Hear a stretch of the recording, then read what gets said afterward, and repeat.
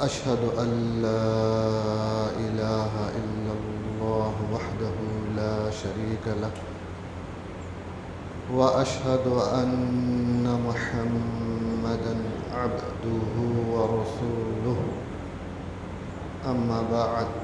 فأعوذ بالله من الشيطان الرجيم إنما الصدقات للفقراء والمساكين والعاملين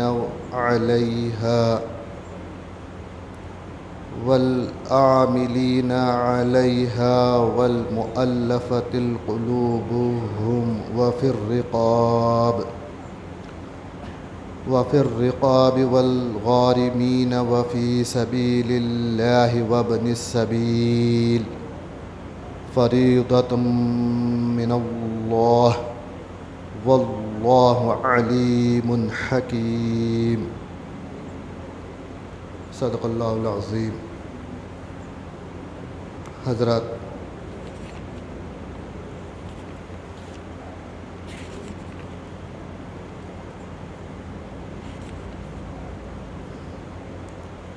اعوذ باللہ من الشیطان الرجیم. واعتصموا بحبل اللہ جميعا ولا تفرقوا واذكروا نعمة الله عليكم إذ كنتم أعداء فألف بين قلوبكم فأصبحتم بنعمته إخوانا وكنتم على شفا حفرة من النار فأنقذكم منها كذلك يبين الله لكم آياته لعلكم تهتدون. صدق اللہ العظیم. حضرات، آج کا جو خطبہ ہے انشاءاللہ دو عنوانات پہ بیان کیا جائے گا انشاءاللہ، کیونکہ یہ چوتھا جمعہ ہے. اب اس کے بعد شاید آخری ایک جمعہ رمضان میں آئے گئے. 5 جمعہ کا رمضان ہے. بہت کم ہوتا ہے ایسا کہ 5 جمعہ جو ہے نا ایک ہی رمضان میں آ جائے. تو ایک زکوٰۃ کے موضوع پہ بھی گفتگو کرنا ہے، اور دوسرا جو ہے اتحاد المسلمین، مسلمانوں کے درمیان اتحاد، یعنی بین الاقوامی سطح پر مسلمانوں میں اتحاد قائم ہونا ہے. تو اس موضوع پہ بھی انشاءاللہ روشنی ڈالی جائے گی. اس لیے سورۃ توبہ کی 60ویں آیت جو زکوٰۃ سے متعلق جس میں بیان ہے وہ آپ لوگوں کے سامنے تلاوت کی گئی، اور دوسری جو آیت جو تلاوت کی گئی وہ آل عمران کی 103ویں آیت ہے جس میں مسلمانوں کے آپس اتحاد کے متعلق جس میں بیان ہے. بہرحال یہاں پر آپ لوگوں کے سامنے ترجمہ سے گزار کر کے میں انشاءاللہ تشریح کی کوشش کروں گا. بسم اللہ. انما الصدقات للفقراء والمساکین والعاملین علیہا والمؤلفة قلوبهم وفی الرقاب والغارمین وفی سبیل اللہ وابن السبیل فریضۃ من اللہ واللہ علیم حکیم. حضرات، یہ زکوٰۃ سے متعلق حضور نبی کریم صلی اللہ علیہ وسلم نے یہ اس میں تقسیم بتائی ہے. وہ رمضان کے موقع پر اخباروں میں ایک چھوٹا سا ایک مضمون شائع کرتے تھے جس میں مسلمانوں کو یہ ترغیب دلانے کی کوشش کرتے تھے کہ زکوٰۃ کا جو مال ہے وہ جس میں یہاں پہ 8 مدات گنائے گئے ہیں، مطلب زکوٰۃ کے مال کو 8 حصوں میں تقسیم کیا گیا ہے. تو 8 حصے جو ہے اس میں پورے کے پورے جو حصے ہیں عام مسلمان جو ہے نا تنظیمی امور میں خرچ کرتے ہیں. تنظیمی امور یعنی مسلمانوں کے اندر جو مسلمانوں کا جو معاشرہ ہے اس معاشرے میں سدھار لانے کے لیے یا اس معاشرے کے اندر جو ہے نا مسلمانوں کی حالات کو جو غربت غریبی کے سطح پر جی رہے ہیں ان کے اندر بہتری لانے کے لیے اس کو تنظیمی امور میں عام طور پر مسلمان تمام زکوٰۃ اسی میں خرچ کرتے ہیں، اور اگر دیتے ہیں تو پھر مسجد اور مدرسوں کو دیتے ہیں. تو کیونکہ یہ واحد ادارہ ہے جو تقریباً 100 سال سے بڑھ کے ہے نا اس کی مدت ہو چکی ہے، جو عین تبلیغ اسلام کے مشن سے جڑا ہوا ہے، تبلیغ اسلام کے کام سے لگا ہوا ہے. تو جو اس مشن سے جڑے ہوئے نہیں تو ان کو اس مت میں بھی یعنی تبلیغ اسلام کے کام میں بھی مال لگانا ہے اس کا شعور ہی نہیں. عام مسلمان تبلیغ اسلام کے کام کے لیے بھی زکوٰۃ دی جاتی ہے، مگر حضرت صلی اللہ علیہ وسلم کے وجود مبارک نے سمجھایا کہ زکوٰۃ کے 8 مدات میں 4 تبلیغی مدات ہیں اور 4 تنظیمی مدات ہیں. یاد رکھو کیونکہ اگر اس کفرستان میں ہم تبلیغ کا حق ادا کرتے ہوئے اگر جی رہے ہیں تو ہمارا جینا حق بجانب ہے، اور اللہ ہماری اس خدمت کے نتیجے میں ہمارے آنے والوں کی نسل کی حفاظت کرے گا. ورنہ تم اس مشن کو اگر بھلا دیں گے یا توجہ دے دیں گے یا کوشش بھی بالکل جو ہے نا برائے نام تھوڑی بہت کوشش کر لیں گے تو یاد رکھو کفرستان کا جو علاقہ ہے وہاں پر اگر مسلمان چاہے غریب ہو یا پیسے والا بن جائے، کفرستان میں مسلمان غریب ہو یا پیسے والا بن جائے، مگر جب کبھی اگر کافروں کا دماغ پھٹ جائے، دماغ گرم ہو جائے تو نہ غریب مسلمانوں کو زندہ رکھتے ہیں نہ پیسے والے مسلمان کو زندہ رکھتے ہیں. تو عثمان علی مول صاحب ایک بات فرماتے تھے کہ مسلمان جو ہے کفر میں جینا ہے نہیں. تو پھر آپ لوگ ابھی جی رہے تھے، سوال کرتے ہیں ہمارے سے بھی لوگ، تو ہم تبلیغ کے لیے جی رہے یہاں پہ ہندوستان میں تبلیغ کے لیے جی رہے. تو بہرحال بتانا یہ ہے کہ دشمن جب ہماری وجودوں کو ختم کرنے کی، ہماری نسلوں کو ختم کرنے کی جب منصوبے بنانا، ایسے وقت ہے نا زکوٰۃ جو ہے نا صرف مسلمانوں میں تقسیم کرتے بیٹھیں گے اور جو ہے مسلمانوں کی غربت کی زندگی کو باہر نکالنے کے لیے تقسیم کرتے بیٹھیں گے. تو یاد رکھو تمہارا یہ مال تو چلے جا رہا، اور تم جس کی زندگی سدھارنے کے لیے مال دے رہے نہ انہیں رہتا نہ تم رہتا. تو اس وجہ سے کیا ہے، اب کیونکہ تبلیغ کا موضوع جو ہے عام مسلمانوں میں وہ اہمیت کا حامل نہیں، اس کی اہمیت سمجھتے مگر اس مشن میں کوئی لگا ہوا نہیں تو مانگنے والا بھی نہیں. مشن میں لگا ہوا تو مانگے گا نا اس کام کے لیے. تو بہرحال یہ حضرت قبلہ عالم کا جو تحریک ہے لگی ہوئی ہے. تو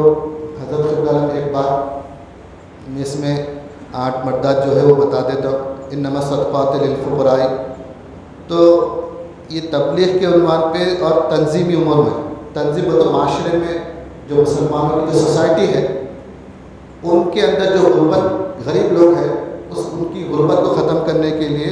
وہ دینا ہے. تو اس میں پہلے تنظیمی امور میں والمساکین ایک ہے، اور اس کے بعد جو ہے نا وفی الرقاب، مساکین میں تو غریب لوگ جو ہیں، وفی الرقاب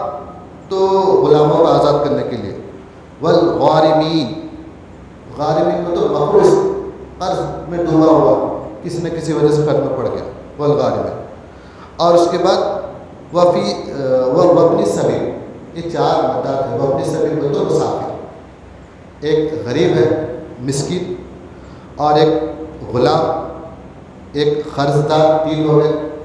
اور چوتھا جو ہے نا وہ اپنی سبیل مسافر۔ یہ 4 مدات جو ہے نا تنظیمی امور کے ہیں، یعنی مسلمان معاشرے میں جو ضرورت مند ان کو دینا ہے۔ اور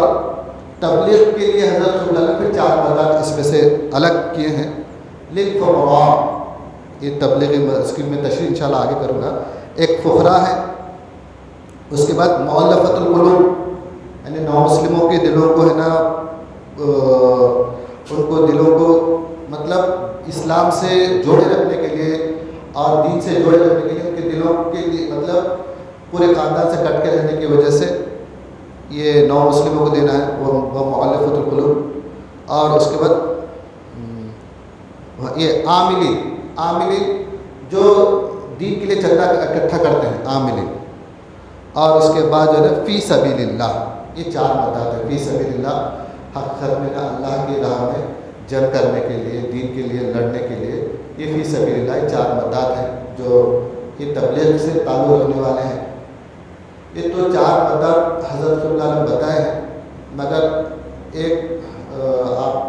ہم لوگ جو ہے نا الکوثر کتاب جو ترتیب دے رہے تھے، تو اس عنوان سے، زکوٰۃ کے عنوان سے حضرت اللہ ہر سال مضامین جو ہے نا یہی آیتوں کو رکھ کے مضمون شائع کرتے تھے۔ تو الحمدللہ اس کے بہت سے ہمارے پاس اخبار کے جتنے بھی سالوں کے تھے وہ تقریباً ملتے جلتے تھے،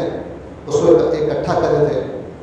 تو اس میں سے ایک مضمون میں، ایک سال کی تاریخ ہے، مگر ایک مضمون میں حضرت صلی اللہ علیہ وسلم ایک بات کیا فرمانے والا ہے، صرف حیدرآباد کے مسلمان، یہ تو مدات تقسیم کریں، 4 مدات ادھر، 4 مدات تنظیم اور تبلیغ میں، مگر پھر کیا فرمایا حضرت صلی اللہ علیہ وسلم، صرف حیدرآباد کے مسلمان اپنی پوری زکوٰۃ، اگر پوری زکوٰۃ مجھے دے رہے تو میں ہندوستان کو جنت کا نشان بنا دوں۔ تو یہ بھی 8 مدات میں سے 4 جو تقسیم کر کے بتایا نا، یہ بھی مسلمانوں کا بھی تفہیم نہیں ہونے کی وجہ سے پھر بھی وہاں تک لائے حضرت صلی اللہ علیہ وسلم۔ ورنہ کیا ہے معلوم ہے، ایک چیز کہ جب دشمنوں کے دلوں میں جب آگ بھڑکی ہوئی ہے تو اپنا پائی جو ہے نا صرف اور صرف اس کام کے لیے لگنا ہے، اپنی ایک سانس، اپنا ایک لمحہ اس کام کے لیے لگنا ہے۔ تو بہرحال مگر کیونکہ حضرت صلی اللہ علیہ وسلم جس انداز سے عنوان بیان کرے وہی بیان کرنا ہمارا حق ہے کہ دونوں بھی، کیونکہ ایک ایمان کے اعلیٰ درجے کی بات ہے پورا مال دینا، مگر عمومی بات جو ہے نا حضرت صلی اللہ علیہ وسلم جو عوام کے سامنے رکھے وہ بات آپ لوگوں کے سامنے رکھ دیتا ہوں۔ تو پہلے ہے نا مساکین، یہ تنظیمی امور کے متعلق جو ہے وہ آپ کے سامنے رکھتا ہوں۔ مساکین یعنی غریب لوگ جن کے ہے ذریعے معاش کچھ بھی نہیں، ان کے اندر کمانے کی صلاحیتیں ہیں مگر سورس نہیں، کمانے کا کوئی ہے نا ذریعہ نہیں، تو مالداروں کو چاہیے کہ ان کے لیے اپنی زکوٰۃ سے کچھ اتنا انتظام کر دے کہ پھر وہ اپنے روزگار پہ لگ جائے۔ لوگ وہ عام طور پہ لوگ تھوڑا تقسیم کر دے کے ہے نا وہاں کہاں یہاں کر دیتے، تو اس کے بجائے کچھ مال جمع کر کے اپنے خاندان کے، اور حضرت صلی اللہ علیہ وسلم فرمایا کہ خاندان کے جو غریب کی جو لوگ غریب ہیں وہ لوگ پہلے اس کے مستحق ہیں، اس کے بعد بستی کے لوگ مستحق ہیں مساکین میں، پھر نا شہر، پھر اس کے بعد ملک آتا، پھر پوری دنیا، 4 ترتیب، پہلے خاندان کے غریب، بستی کے غریب دوسرے نمبر پہ، تیسرے نمبر پہ ملک کے غریب، چوتھے نمبر پہ پوری دنیا کی غریب۔ تو کیونکہ اب دنیا میں کوئی مطلب کروڑوں پتی بھی رہتا، اربوں پتی رکھنے والا بھی، تو اس کے حساب سے قرآن تو سب کے لیے ہے، تو یہ ترتیب بتائے، تو اس کے لیے ہے نا ذریعہ معاش کر دینا۔ اور حضرت نے یہ بھی فرمایا کہ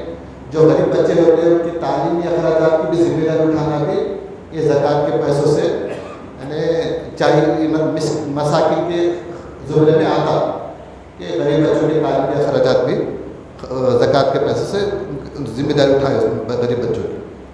تو یہ اور کیا ہے مساکین میں، یعنی حضور نبی کریم، ایک مطلب یہ تو غریب درجے کے لوگ ہیں، دوسرا کیا ہے کہ حضور نبی کریم صلی اللہ علیہ وسلم کے، خیر میں تو کہ حضرت جس انداز سے پیش کریں اسی انداز سے پیش کرنے کی کوشش کرتا ہوں، کیونکہ ہمارا یہ مساکین ہو گیا، اور اس کے بعد جو ہے نا پھر رقاب، رقاب غلاموں کو آزاد کرنا. تو حضرت خود فرمائے ایک تو غلام تو جیسا کہ عموماً پہلے ہوا کرتا تھا، حضرت بلال کو بھی ہے نا حضور نبی کریم صلی اللہ علیہ وسلم کی پر جب ایمان لائے تو غلام کو ابو بکر صدیق کو امان دے کر چھڑایا. اور ایک صحابی بھی جو غلام تھے جب ایمان لائے تو یہودی کے پاس غلامی کام کرتے تھے تو آزاد ہونے کے لیے کیا بولا کئی ہزار ہے نا کھجور کے پودے لگانا، تو لگائے تو ہے نا اور ان کے ساتھ میں پھل آ جانا. تو حضور صلی اللہ علیہ وسلم اس صحابی کو آزاد کرنے کے لیے پورے صحابہ کو لے کے وہ جو یہودی شرائط رکھا تھا تو کھجور کے درخت لگائے. پھر چند دنوں میں ہے نا جب وہ کھجور آ گئے تو ان کو آزادی مل گئی. تو یہ ایک بات ہے کہ کسی کو ہے نا آزادی دلانے کے لیے. تو اب حضرت خدا کیا فرمائے جنگ کے موقع پر جو مسلمان کافروں کے قید میں چل جاتے تو ان کو بھی قید سے بچانے کے لیے یہ زکوٰۃ کا پیسہ ان کو قید سے نکالنے کے لیے زکوٰۃ کا پیسہ لگنا. اور آج کے زمانے میں جو ہے نا صرف مسلم دشمنی میں نوجوان بے قصور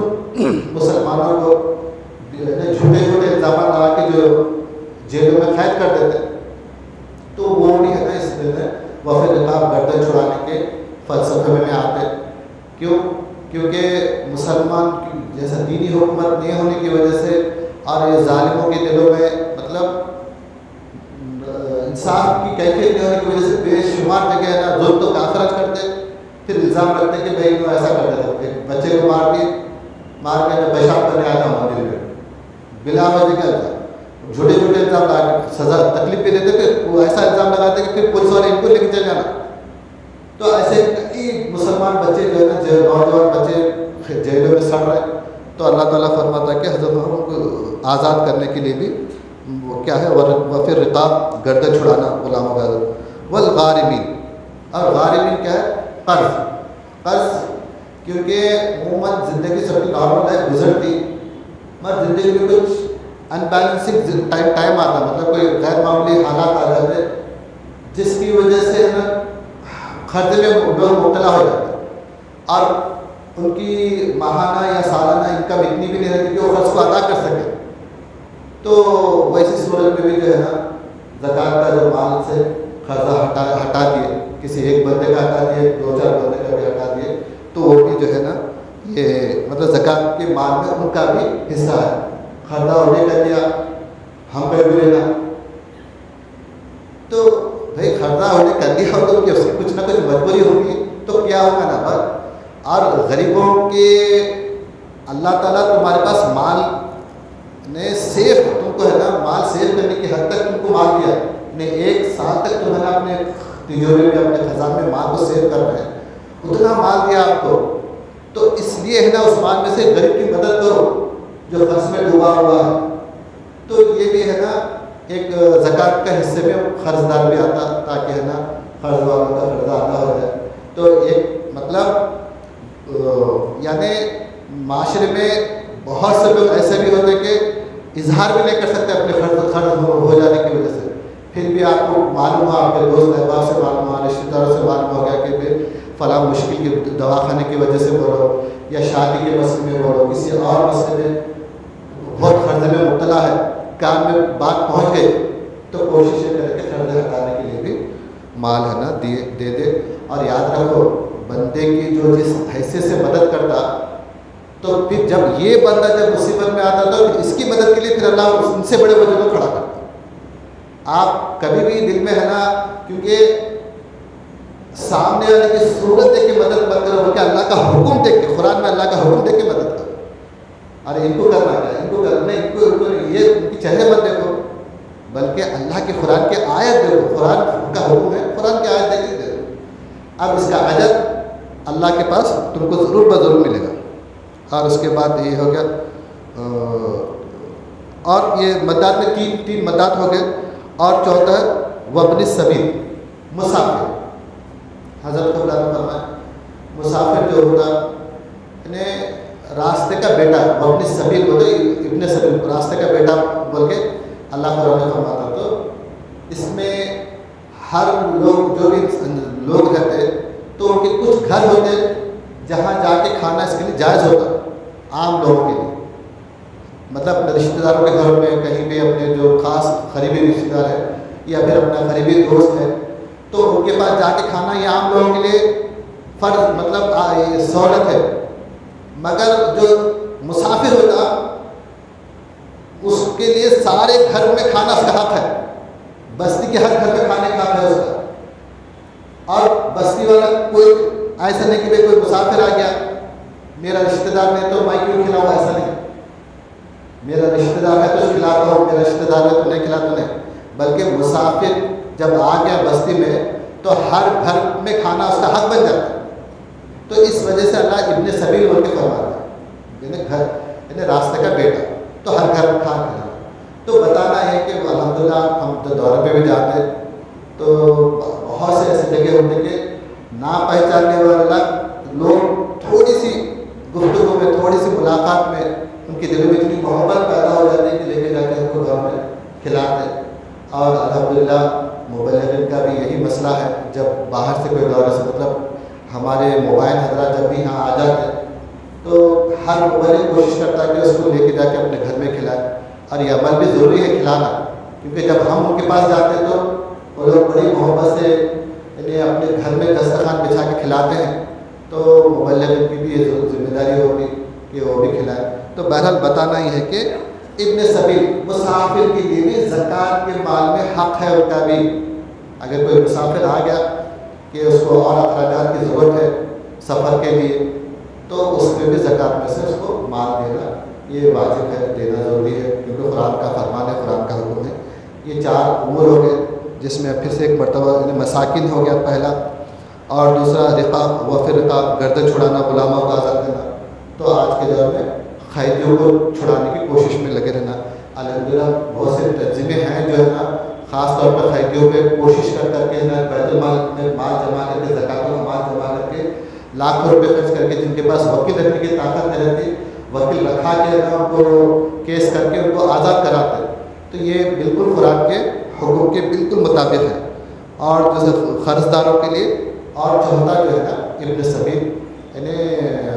مسافر کے لیے، یہ 4 بھی زکوٰۃ کے مال میں ان کا بھی حق ہے۔ یہ حضرت رب العالمین تشریح میں لکھے اس کو، یعنی یہ تشریح جو کر رہا ہوں یہ میری مطلب یہ اپنی ذاتی طور پہ نہیں، حضرت رب العالمین تشریحات ہیں، آپ چاہیں تو ہے نا اس میں دیکھ سکتے ہیں۔ اور دوسرا اب جو تبلیغی جو عمر ہے وہ عمر میں فقراء عاملین دوسرا، مؤلفۃ القلوب تیسرا، اور فی سبیل اللہ یہ 4۔ تو فقراء تو حضرت رب العالمین یہاں پہ فقراء سے مراد یہ فرماتے ہیں کہ فقراء یہ نہیں کہ گداگری جو کر رہے مطلب پیٹ کے لیے اپنے گھر کے محتاجی کی وجہ سے جو پیسے مانگ رہے ان کو فقیر نہیں کہا حضرت محمد صلی اللہ علیہ وسلم۔ فقراء حقیقت میں جو حضور نبی کریم صلی اللہ علیہ وسلم جو آپ فرمائے الفقر فقری والفقر منی، فقیری مجھ سے ہے اور مجھے فقیری پہ فخر ہے، وہ فقیری کی طرف یہ یہاں پہ اشارہ ہے، مطلب یہ عام بھیک مانگنے والے لوگوں کی طرف اشارہ نہیں۔ حضرت تعالیٰ فرمائے کہ یہ جو گداگری جو کر رہے ہیں اگر ویسے لوگوں کو مال فقیر سمجھ کے دے رہے تو الٹا مال جو ہے نا تم جہنم میں مطلب یہ ہو جانے ملنے کے بعد تمہارا مال ضائع ہو جا رہا۔ تو اچھا اس میں اور ایک پہلا جو نقطہ جو فرما حضرت زکوٰۃ کی جو مقدار جو تقسیم کر کے بتا رہے 8 مقدار، تو اس میں ایک بات فرمائے کہ قرآن کا جو فرمان ہے اس کے مطابق آپ اگر زکوٰۃ تقسیم کریں گے تو تم کو اس کا کچھ رزلٹ کچھ اس کا ہے نا بدلہ ملے گا۔ آپ اپنے بھیجے میں جیسا ہے ویسا کر کے چھوڑیں گے تو پھر اس کا جیسا فائدہ اٹھانا جیسا بدلہ ملنا ہے وہ نہیں ملتا۔ اس کا ثبوت کیا دیے کہ ایک نادان بچہ ہے، اس بچے کے ہاتھ میں بیج ہے، بیج، اور وہ نادانی سے ادھر ادھر پھینک دیا تو ادھر ایک پودا ادھر ایک پودا ادھر کونے میں ادھر کچھ پودے اڑ جائیں گے تو بھی، اور اس سے جو فائدہ اٹھانا ہے وہ بچہ فائدہ نہیں اٹھا سکتا بے ترتیب اگر پھینک دیا تو۔ کیونکہ بیج کیا کرنا پڑتا ہے، ایک زمین کو صاف کر کے اس کو باقاعدہ ایک ترتیب سے ہے نا جب اس کی فصلیں لگائی جاتی ہیں تبھی نہ فائدہ ہوگا اس کا۔ تو ایسا ہی جیسا باقاعدہ کوئی کام کیا گیا تو اس کا فائدہ ہوتا۔ تو یہاں پر بھی ہے نا جو اس قرآن کے قانون کے مطابق آپ اگر زکوٰۃ تقسیم کریں گے تو واقعی میں جیسا اللہ کے مطلب دربار سے جو فائض حاصل کرنا ہے، جو آپ کو خیر و برکت ملنا ہے، وہ خیر و برکت آپ لوگوں کو انشاءاللہ ملے گی۔ تو یہاں پہ فقراء میں حضرت اللہ نے فرمایا کہ جو اپنی زندگی اسلام کے لیے وقف کر دیتے ہیں. گدا گری پہ حضرت اللہ نے فرماتے ہیں کہ اسلام میں گدا گری جائز نہیں. آپ دیکھو مطلب کوئی ایک آدھ وقت ہے نا کسی مجبوری کی وجہ سے ہے نا کہاں کوئی مصیبت ایک بعض وقت آ جاتی, ویسے وقت کوئی آدمی اپنی تکلیف کو دور کرنے کے لیے مانگ لیا الگ بات ہے, مت پیشہ بنا کے جو جیتے نا وہ اسلام میں منع ہے. پیشہ بنا لے کے جیتے لوگ ہے نا اس گدا گری سے نا بینک بیلنس نا بناتے رہتے, بینک میں ہے نا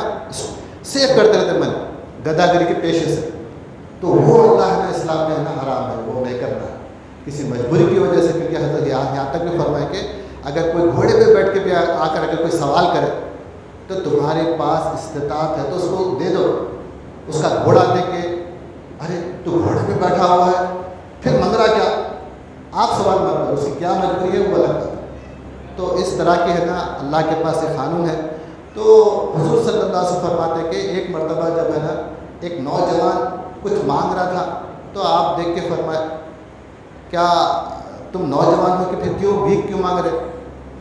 تو میرے پاس کمانے کا کوئی ذریعہ نہیں. تو آپ فرماتے تیرے پاس کمبل ہے نا, ہاں, تو وہ کمبل کو بیچ کے جو ہے نا ایک رسی خرید, ایک روایت میں کلاڑی کا ذکر ہے, ایک میں رسی کا ذکر ہے. بہرحال وہ کمبل بیچنے لگا, اس سے رسی دے کے پھر جنگل میں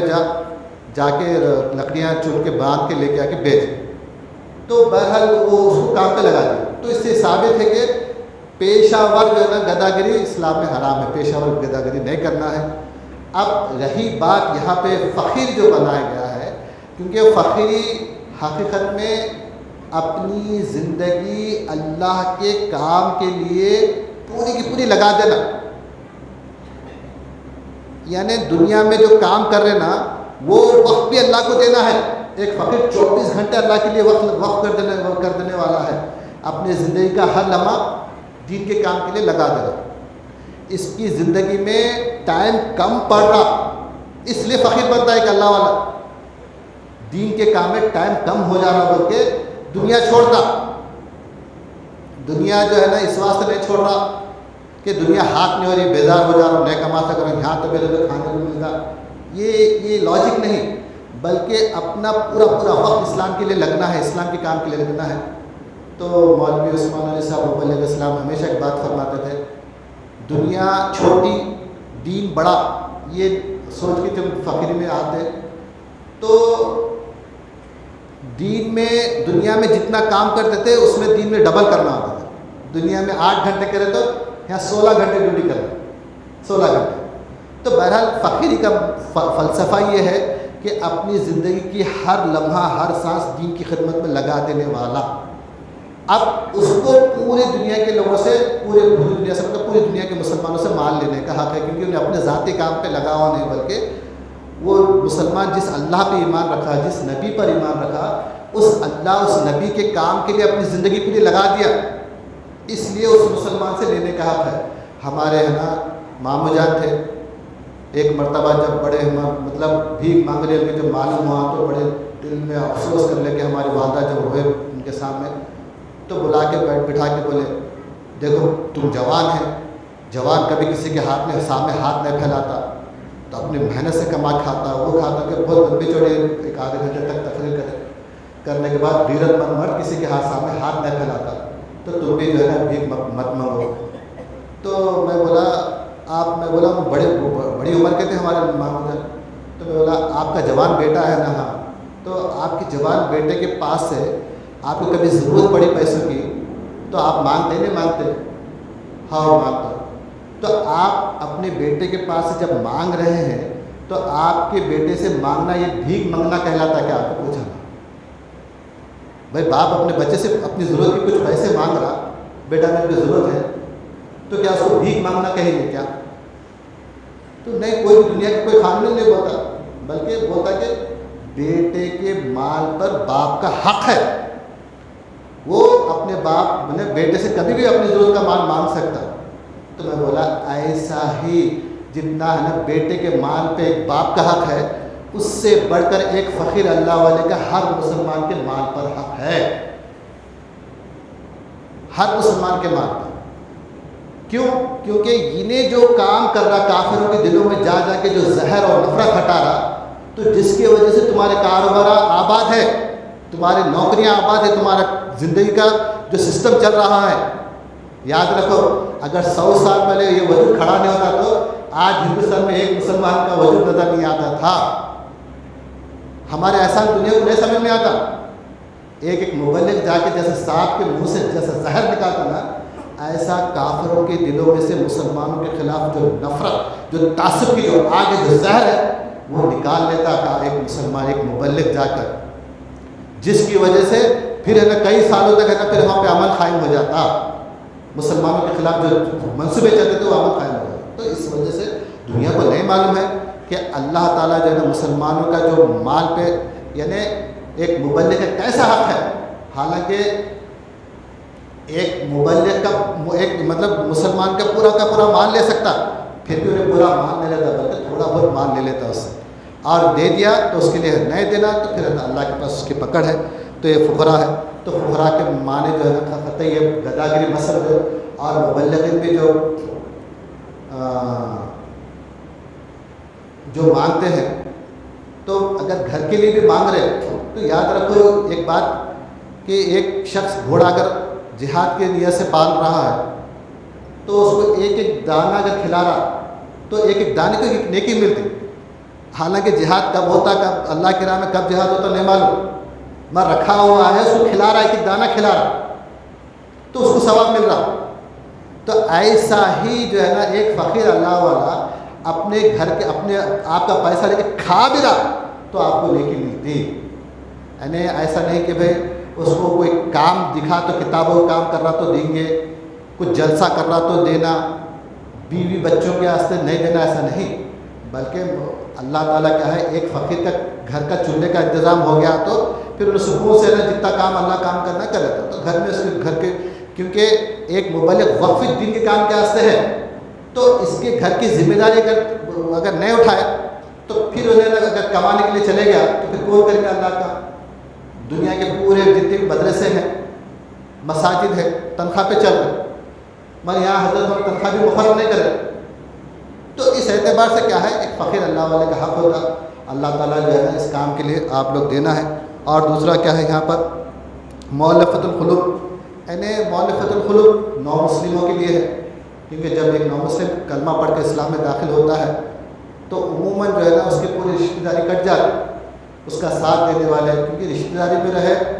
تو ان کے معاشرے میں رہے تو لڑائی جھگڑے ہوتے ہر رشتہ داری میں، مگر پھر ساتھ دینے والے ہمیشہ رہتے، لڑتے بھی رہتے، جھگڑتے بھی رہتے، پھر ایک دوسرے کی تکلیف مصیبت میں ساتھ بھی دیتے. مگر کلمہ پڑھنے کی وجہ سے پورا معاشرہ کٹ جاتا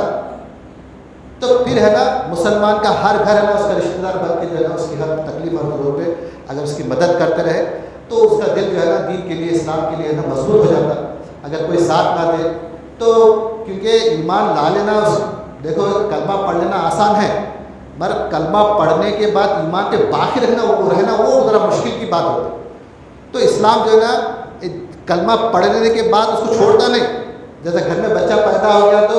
ماں باپ کے پاس بچہ پیدا کرنا کام رہتا ہے، اس کے بعد پرورش کی اس کو جوان ہوتے اس کا ساتھ نہیں چھوڑتے. ایسا ہی جو ہے نا ایک نو مسلم کی جب انہیں اسلام میں داخل ہو گیا تو اس کا ایمان مضبوط ہونے تک ہے نا اس کا برابر ساتھ دیتے رہنا ہے. تو مؤلفۃ القلوب ہے. اور اس کے بعد جو ہے نا عاملین، پہلے عاملین کا میں مؤلفۃ القلوب بولا. عاملین کیا ہے، دین کے لیے، دین کے کام کے لیے جو چندہ اکٹھا کرتے ہیں. تو حضرت قبلہ نے فرما رہے کہ ان کو یعنی تنخواہ مقرر مت کریں بلکہ ان کی گھر کا جتنا خرچہ اٹھا لیں، ذمہ داری لے لیں. آپ دیکھو جو بھی دین کے کام کے لیے آپ بھی، کیونکہ ہمارے پاس بھی جو لوگ ہیں نا جو مطلب موبائل چندہ کر کے چلاتے رہتے، چندے کا سسٹم پورا چندہ اکٹھا کر کے تقریباً بڑے بڑے کام بھی جو ہے نا کرتے. آپ لوگ یہ مت سمجھے کہ خالی موبائل کا چندہ لے کے خالی گھر کے لیے کھاتا، ایسا نہیں، بلکہ کچھ جب کام آ جاتا ہے تو موبائل کا اپنے جیب سے بھی مال خرچ کرتا ہے دین کے کام کے لیے اور بے حساب خرچ کرتا ہے. اور الحمدللہ بہت سے موبائل ایسے ہیں جو جس قدر کتنا چندہ آ رہا